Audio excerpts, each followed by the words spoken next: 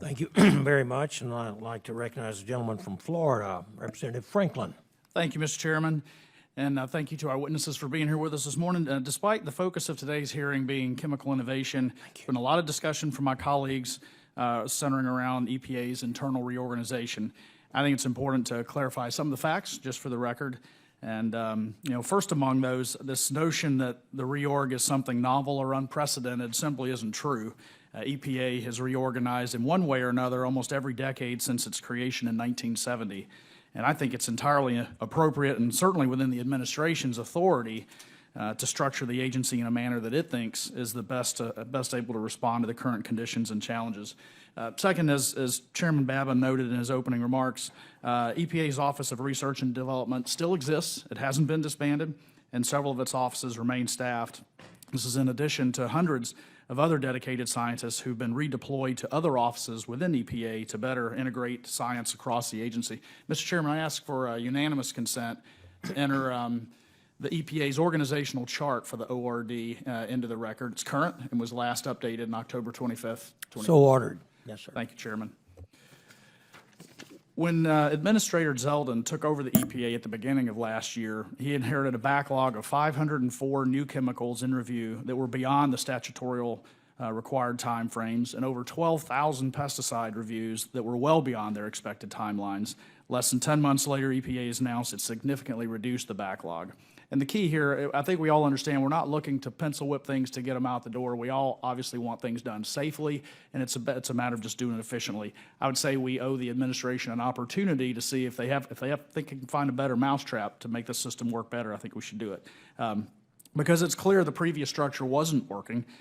To me, Mr. Corkwell, your story to hear that Lubrizol waited 5 years for a determination that TSCA prescribes a 90-day review period is absurd. Dr. Gross, the 16 years you've waited on your application just is outrageous, and that's the kind of thing that just drives people crazy out there. We want it done right, but these clearly are. It's not functioning well, and the ambiguity, I think, is killing us. Companies can't afford such delays. In the private sector, time is money, and it's not all about money. Don't hear the wrong message. This is, we obviously want to do things safely, but we've got to encourage innovators. And companies, a lot of times their literal survival depends on timely responses. As you had noted, Dr. Gross, just give us something. Give us take away the ambiguity, tell us which direction, but don't just stonewall us and let the air out of the ball. As a nation, America's ability to innovate and compete in the chemical space depends on a well-functioning EPA.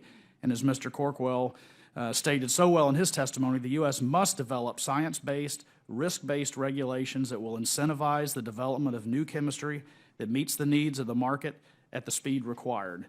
And EPA was failing our innovations, but thankfully there's a new sheriff in town. That's my opinion. I know that's not shared by all across the dais here, but I'm encouraged by what I see. And to that point, Ms. Bertrand, from your vantage point representing nearly 200 American chemical manufacturers, how has prolonged regulatory uncertainty affected decisions by your ACC members about things like whether to maintain their investment production capacity or to take it elsewhere outside of the United States? Thank you for that question. Over the last 10 years, since 2016, the number of new chemicals that have been submitted to EPA for review has declined by 67%.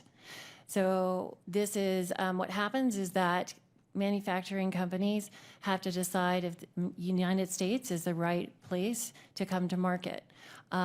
They might consider going elsewhere. They want to manufacture in the United States, but given the regulatory uncertainty, it can drive them overseas where they might have better clarity.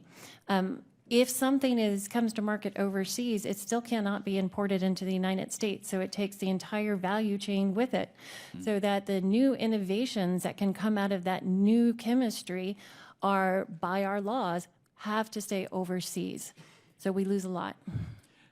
Just in a follow-up a little bit to a question you were asked before, but just another bite at the apple here. In your view, what's the single biggest federal process that Congress can make change to the process that would restore our U.S. competitiveness in space?